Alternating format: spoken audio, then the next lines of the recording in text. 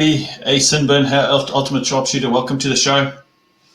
I've got quite amazing. I actually had comments right before. You Joe, jeepers. Everyone's just jumping on very, very quickly.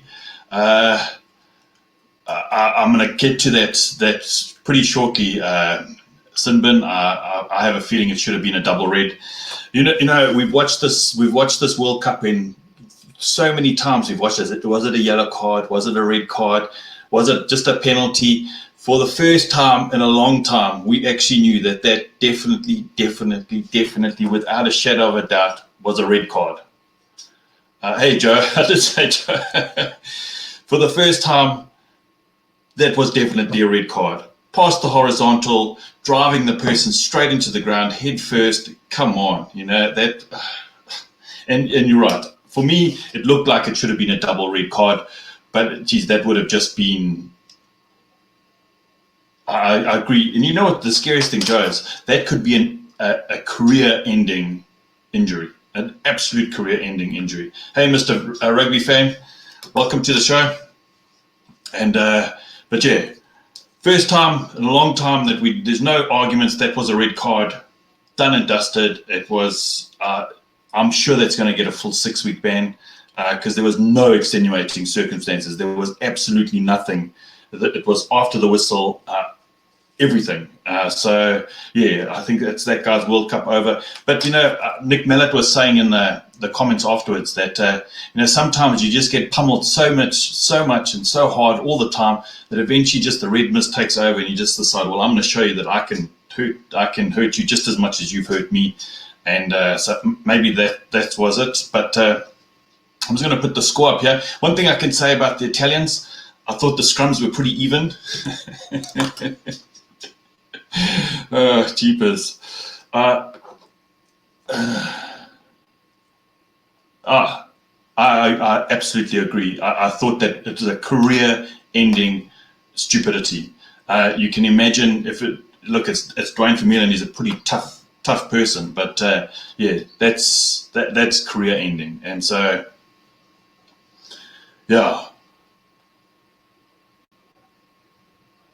So I'm just going to chat about the games today. So obviously South Africa played today. I watched the game. I don't know what to take out of that game. I thought everyone played really well except 9 and 10. I thought Faf and Andre weren't really at their best, but I thought most of the players around them were pretty good. Coming back to those uncontested scrums, you know, the rules state that if you don't have another tight head to replace the person on the field, the only way to have uncontested scrums is obviously to lose a player, unless that player goes off for an HIA, and that's the only time that you can replace a player. So I don't know. They seem to be strapping his ribs, and it just suddenly must have moved all the way to his head. I'm not saying Colin O'Shea is a cheater or anything like that, but it's just a bit suspect that we ended up having uncontested scrums when, you know, at that point. Because, yeah, imagine playing with 14 men from that point and still losing a person later on in the game. And it could have been 2 people. You know, if all things went the way it should have gone, it could have been 12 people left on the field. You know, that's, yeah. Oh, was it? Okay. So it is something that they've tried before. Because, but what impressed me the most about the Boks was, obviously the Boks have a great scrum. Let's be honest, they have an exemplary scrum. And it's one of the things that South Africans pride themselves on is having a great set piece. And for the first time in a long time, we've actually had to play the game without one of our primary weapons. So I didn't think the lineouts were that great, but the mauling was absolutely sublime. I thought the mauling was great. It was great awareness from Eben not to be caught in front of the ball when Italy played back. Real heads-up kind of rugby from the forwards. But overall, it was just complete, absolute physical dominance. Every single tackle was the Italians were going back, and I think the Italians were completely shell-shocked. Rossi said, come out hard, and I think the guys came out extremely hard. And I can just imagine if the scrums were going, and that would have been even more penalties that day. Regardless, they would have ended up with 49 points in any case. I just think, but areas of concern. This is the second game now. Well, not the second game. Yeah, it is the second game because Faf and Andre played against New Zealand.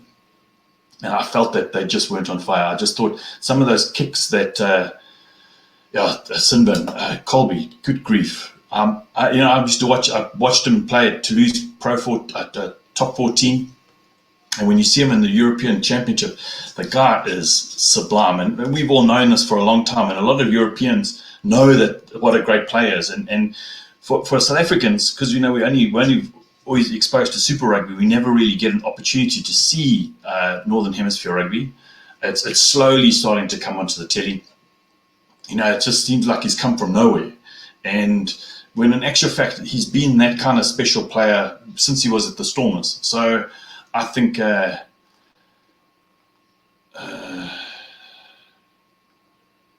look at the 3 Lucies that the Italians picked. It was for open play. Yeah.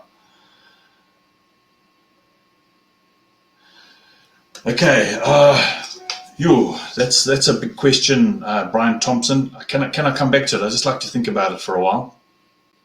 I'm just going to carry on with the game, and then I'll come answer that question. I promise you, I'll come answer that question straight afterwards. A complete forward dominance performance. If I looked at the Ireland game against. Who did they play last? Samoa. Was it Samoa? I think it was Samoa. They also have quite a lot of forward dominance. I think it's a way that these teams are now dealing with the smaller teams. But I just think the Italians had absolutely no answer for the physicality, and that's the kind of physicality that we need to bring going forward. I think by picking our bench 6-2, I think that's exactly what we were doing. And look, it's like Rossi was saying at the post-match conference. We're not South Africa's not flashy like New Zealand. We don't score flash tries like New Zealand. Very few countries are. We rely heavily on our set piece. We grind out wins, and that's the way we like it. That's how we grow up playing that kind of rugby, that kind of style rugby. So we might as well stick to our DNA that works for us, and that's it. Just let it work for us, because for what it's done. Yeah, I think also Willie Leroux had a butterfingers. Yeah, it's just 9, 10, and 15. Imagine we went up against a New Zealand side and 9, 10, and 15 played that way. We would have been it would have been a much different game than that. But I thought it was a great game. It was entertaining. South Africa got what they wanted. They got their bonus point, barring a Canadian absolute revival and suddenly jumping to tier 1 status. I think South Africa have made it to the quarters. I think New Zealand have made it to the quarters. I don't think anything could get in its way. Maybe a typhoon could come through and we'd have to share points with them. But even then, I still think we'd still get through. So great performance on the day. It is incredibly humid, but what was quite nice is there was quite a lot of cross-field kicking. So you can see that the teams are starting to learn about the way New Zealand have done it. Sexton was doing it the other day. It is a much quicker way to get to the ball to the edges and kill the internal drive. Anything is to do against the boxes that kill the initial drive. Yeah, I agree with that. It's just South Africa, we rely heavily on forward dominance. That's how we play. And if most teams, if they can step up and withstand that forward attack, they generally can get one up on South Africa. South Africa is not known as a chasing team. Traditionally, we've not known as a chasing team, but we have in the last couple of years chased teams. But coming back to what you were talking about, Brian, it's a tough one. Personally, I don't think he should have been selected if there was this cloud hanging over him, and if that was the case, he would have dealt with it quite a while ago. It would have been dealt with there and then that week, done in Longabon or whatever, and he would have been back at the World Cup if there was no wrongdoing. But because he's gone away, there's a perception that nothing's happened, and I think that's bad. At the end of the day, it was something that was brought up, and yeah, it just should have been dealt with in a much better way than the way it was dealt with. I'm not saying he's guilty or innocent. I'm not saying that at all. I'm just saying it should have been maybe dealt with in a much better way, and it should have been dealt head on, not in a roundabout kind of way. I don't know if you think what you think about that, Brian. I just think it should have been dealt there straight away, done, finished. If he was guilty, then he must deal with it. If he's not guilty, then he would be back at the World Cup. And then we wouldn't be talking about it anymore. But because nothing was done, there's a perception that it's maybe a cover-up or whatever, or there's nothing. There's nothing. So let's just see what comes out of the commission, and we take it from there. So yeah, we'll leave it at that for that part. Let me talk about tomorrow's games. So we've got the big game in the morning, Australia versus Uruguay. Okay, you're going to be quite surprised that I put 13 there. The reason being is I'm sure Australia are not going to play their full side. They're going to play all their fringe players. There's no point in playing their full team. So I think it has caused more controversy the way it's been dealt with. Correct me if I'm wrong, but were they Kiwi and not Box fans? See, Joe, at the end of the day, no one knows. And the worst thing about no one knowing is that stories can come out that aren't based on the truth. And and that's the worst thing. It's a hearsay, he said, she said, and it's just probably just better to deal with it. Makes no difference what fans they were. At the end of the day, it's a serious accusation and it should have been dealt with. But yeah, so I think Australia, I've got to love you, Mr. Rugby fan. Every single time you've come up with the big upset. Look, and if Uruguay beat Australia, that would be the upset of the tournament. Let's be completely honest. It would overtake Japan, Ireland. It would overtake Uruguay, Fiji. It would overtake it all. It would be the upset of the World Cup. So yeah, that would be a big one. But I put Australia only to win by 13. I still think they're going to win comfortably, but I don't think they're going to. I don't think it's going to be a runaway. Hey, Raw Rugby, welcome to the show.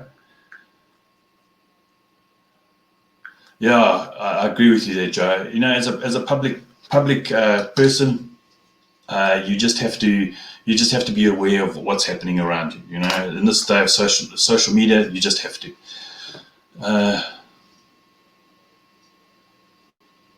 Yeah, I agree with you, but at the end of the day, it just needs to be dealt with. Yeah, that's a pretty big scoreline there, Sharpshooter. I still think I'm giving the Uruguay are my tier 2 team, so I've got to give them a little bit of love. And I think they're only going to lose by 13 points. What the hell? Next game is a must-win game for Argentina. If Argentina lose this game, they're out of the comp. Let's be honest. And Argentina have been a very, very successful side at World Cups. They generally always make the quarters. So for them to be knocked out, yeah, I think so too, Raw Rugby. I think it was just more. You know what the worst thing about that spear tackle was? It's almost like we haven't seen one of those in years. They've been so harsh on taking players past the horizontal, and you see most players who take past the horizontal, they help them down. It was just it was a thing that we haven't seen for maybe 10 years. I mean, at this level of the sport. And I think everyone was just completely shocked, absolutely shocked that it happened, because it's just like we have not seen that in the modern game for quite some time, So yeah, I thought he did control himself, and rightly so. I think just most people were just completely shocked about what had happened. Sometimes when you see a high tackle and stuff like that, you get a bit worked up. But that was just absolutely shocking. But yeah, let's come back to England, Argentina. I still think England are going to win. I've got a feeling that if you watched last night's show, yeah, this was more like a tip tackle spear driving straight head first into the ground, with force and weight, two players on top of that. I think it's big time. Ooh, yeah, I think so too. I just think England are a lot stronger than what we think. We haven't seen them for a while, and I was chatting to rugby analyst last night, and I just look at it and I think he's quiet. Hey, Bradley, welcome to the show. I just think England's quiet. The coach is quiet. Yeah, but that you know what, Joe? It's called sports entertainment. It's not called sport. That's WWE, sports entertainment. They actually call it that. So yeah. So yes, I still think England are going to win this game. Maybe not comfortably, but they're going to grind out the win. And I think Argentina are going to be up for this game, but I just don't see them pulling it off. I think England have got this thing of really hitting the points in that first 20 minutes, and I just have a feeling they're going to run away with that game. Yeah, I agree. I agree. There's going to be a few cards and things thrown in that game. I think Eddie Jones is seriously smart. I just think England are flying under the radar at the moment. No one's really talking about them. We're all talking about Wales and Australia, and we're all talking about Ireland, and we're all talking about South Africa and New Zealand, but very few of us are actually talking about England.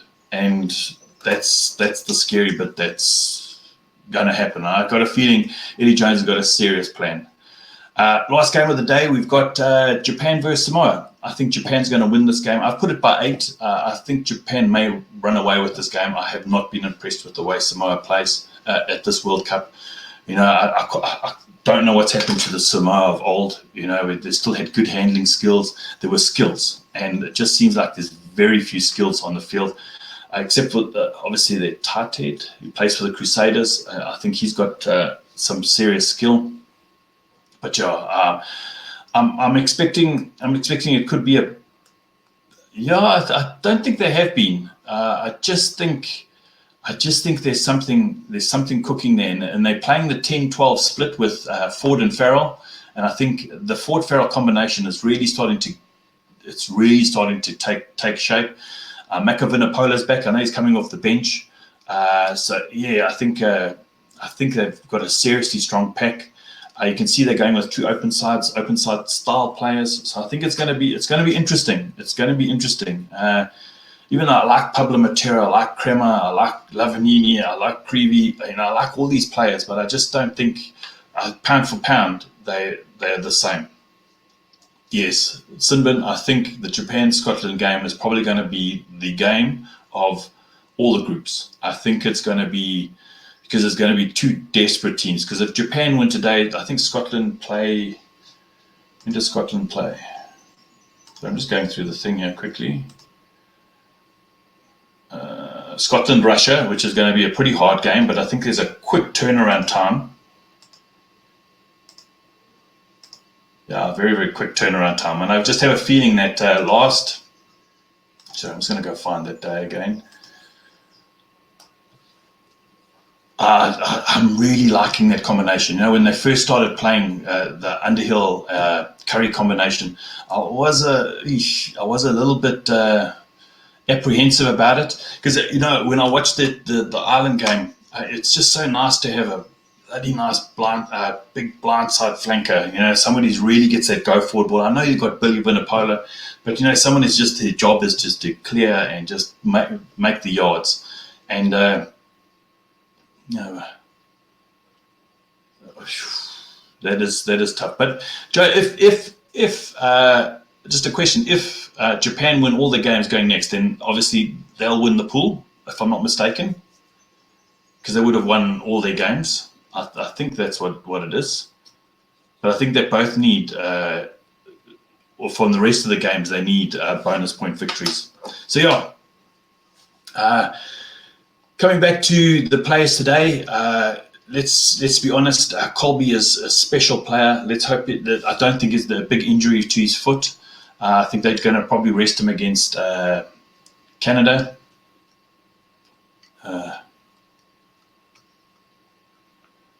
Yeah. Yeah, I agree. I think I really like Underhill. I really do. I just think he's got that mongrel, that real down and dirty. Even though I really like Tom Curry. Yeah, yeah. It's a tough pool, that one, Joe. It is a seriously tough pool, that Irish pool. I think it's going to be a really really tough day, that one. But I think that last game of the whole tournament, of the group stages, Japan Scotland, is going to be a serious game. Both teams that like running. I'm hoping that all their players are fit, and it's just going to be one of those great games that we remember for a long time. Because we've only had, I think, one really, great game. I think probably Wales Australia was a great game. It was more than just.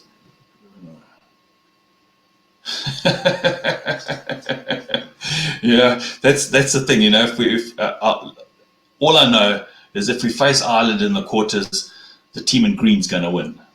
So I might as well just say that. So somebody in green's going to win. So yeah, let's see what happens. I think there might be one or two more upsets, but I think the tier one nations now are starting to gel. It's about time, for these tier two nations. They can get up for the first game because it's really, but then they get tested at their depth, they tested at their fitness, and it's a hard competition to get through. So yeah, it's going to be a tough one. But yeah, because I'm probably not going to do a show tomorrow night. So let's just look at the next games quickly for the next weekend. I haven't done any scores. We've got New Zealand, Namibia, and then France, Tonga. So yeah, I think it's an okay weekend of rugby. It'd be nice to see New Zealand playing, because I think they're going to play something completely different. And wait for Mr. Rugby fan to say Namibia to have the upset.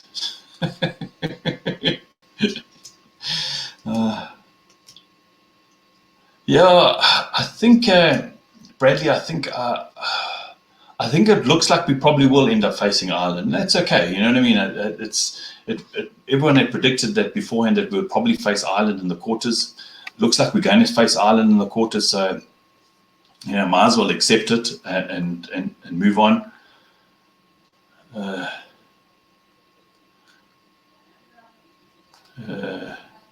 Yeah, I just think there's going to be some cracking games this weekend.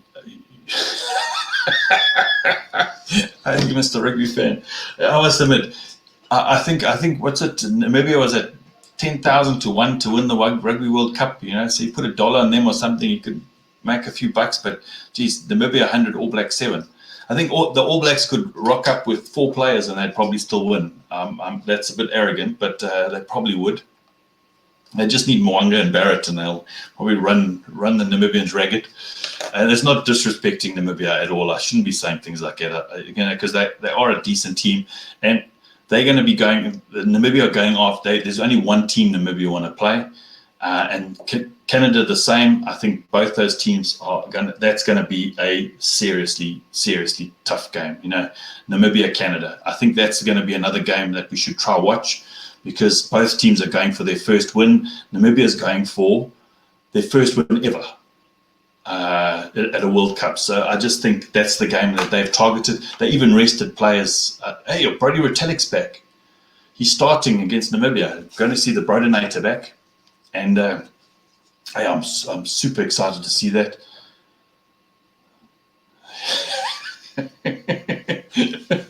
Namibia beat the All Blacks. I'll stop watching rugby for 5 years and reevaluate my existence on planet Earth. If Namibia beat the All Blacks, I'll probably sit back and think, geez, am I on planet Earth? Because things like that don't happen on planet Earth. What would I do? Okay, this is, if Namibia beat the All Blacks, I'll buy a full Stormers kit, like the whole kit, top, pants, shirt, flags. I'll paste it on my car, and I'll support the Stormers for the next 5 years. Now that's like Joe's support doing the exact for Munster. That's what it feels like for me if I had to go support the Stormers like that. So that's my commitment. If Namibia wins, I'll get kitted out and full-on Stormers kit, and I'll be a Stormers supporter for the next 5 years. Well, guys, I think I've hit 25 minutes. I try to keep these a little bit short, but I seem to get carried away.